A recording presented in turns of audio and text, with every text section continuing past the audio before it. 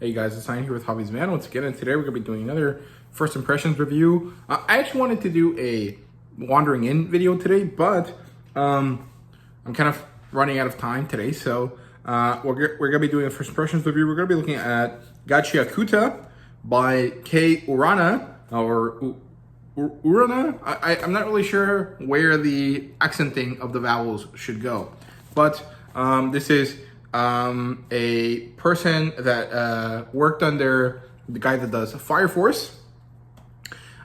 She, I think, started this series, and it immediately got a lot of traction because it is quite cool, and she had the blessing of the Fire Force creator, and it finally made its way to the US. It's slightly larger than your average Tankobon size, like your, Viz Shonen Jump size. This is a larger format. This is more like a Viz Sig, which is kind of interesting because this is a kodansha title, both in Japan and here in the States.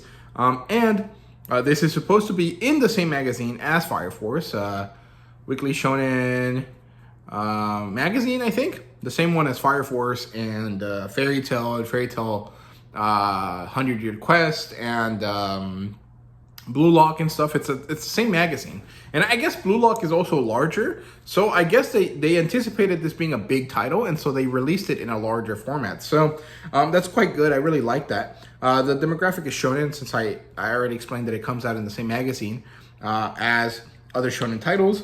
The genres here are fantasy and action. There's some elements that you can consider some sort of punk aesthetic that might turn into like a punk genre, but I'm not really sure what that would be.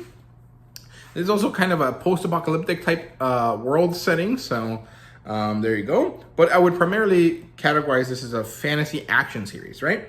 And it does not have an adaptation yet. It hasn't really reached like the 10-volume mark as far as I understand it, so it's like not there yet. I don't think it has 100 volumes yet, but it is close to that, right? So, yeah, I do want to mention some things about the book itself, actually. So let's do that real quick here. So first of all, it has these images on the interior of the flap here. Now, I usually think this is kind of tacky. I don't really like this. However, I think that in this case, I enjoy it because, one, the art here is phenomenal. It's so fun. It's really enjoyable. It's these really cool, kind of sketchy looks at the main character.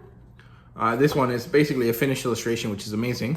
And these images are actually from the volume itself, right? So what does that mean? In Japan, when this is released in its tiny Japanese size, this cover that you see is actually the dust jacket cover. And within the book, the actual volume itself would be, I'm guessing, a white color, and it would have these drawings in gold across the book itself, right? So instead of giving us color pages or pages in general to use this, they just printed it into the book. And this is probably more expensive than you would expect. So I appreciate it, even though I think it's kind of not the best way to do it. But it's quite good. Also, as you can see, clearly some color pages, which is good. I love that. This image is awesome. And like I said, this book is slightly larger than usual. The print quality on this looks good. All of the blacks are pretty noticeably black. There's a lot of midtones that are clear to see. And it's quite good. So yeah, there you go. That's what the volume looks like on the side. The second volume is about to come out. It comes out this month, if I remember correctly. And it should be some sort of blue color, which is cool. And the premise of this story is basically that there's this small society left over after some undisclosed post-apocalyptic situation. It reminds me a lot of basically like Soul Society, like the shitty like slums versus like actual Soul Society inside. It kind of has that same kind of vibe to it. Or you could also kind of argue like the region of Konohagakure that Naruto lives in compared to where Sakura lives in. It's like that same kind of division, right? It's divided into two, the rich and the poor. And Rudo, the main character, happens to be part of this poor faction, right? And he actually steals trash, which is a grave offense in this society, because the rich people have this culture of basically immense consumerism and waste, right? And Rudo steals most of these things that they throw away because they're more or less, essentially still good items. They just have some nicks and problems with them that can be easily fixed. And so he steals and he gives it out to other people, kind of a Robin Hood-esque kind of situation. And somehow something happens that seems pre-planned that forces everyone to blame him for the murder of his father figure. And so he gets given the capital punishment, which is being thrown into the pit, which actually means he's thrown down into, from their dome or whatever, their city, down into the actual earth, right? So he's thrown away from this platform in the sky, and he falls into the pit. And it turns out that the pit is actually just, earth, like the actual layer, like the crust of the earth, right? So he's actually, on land for the first time in his life. He's in this post-apocalyptic magic world now that he is in this area.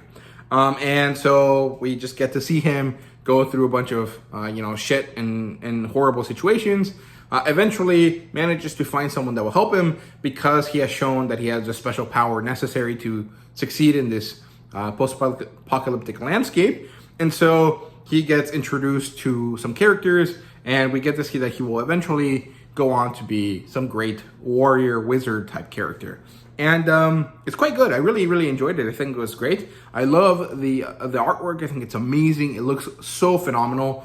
It has like a much grungier vibe than you would expect from this kind of series, but it is still very refined. It reminds me a lot of My Hero Academia. Now, I feel like I say that a lot, but post My Hero Academia, there is this like very specific style that has permeated a lot of things in the manga community, and I think that this is a very perfect example of that. It is like My Hero Academia-esque, very similar. Reminds me a lot of the really great moments where Horikoshi really shows off like the grit of the situation that his characters find themselves in, but also it has a more grungy kind of like Q Hayashida type aesthetic. So if you're a fan of My Hero Academia or any of Q Hayashida's works, and you've been like, it would be great if these two combined into a single aesthetic.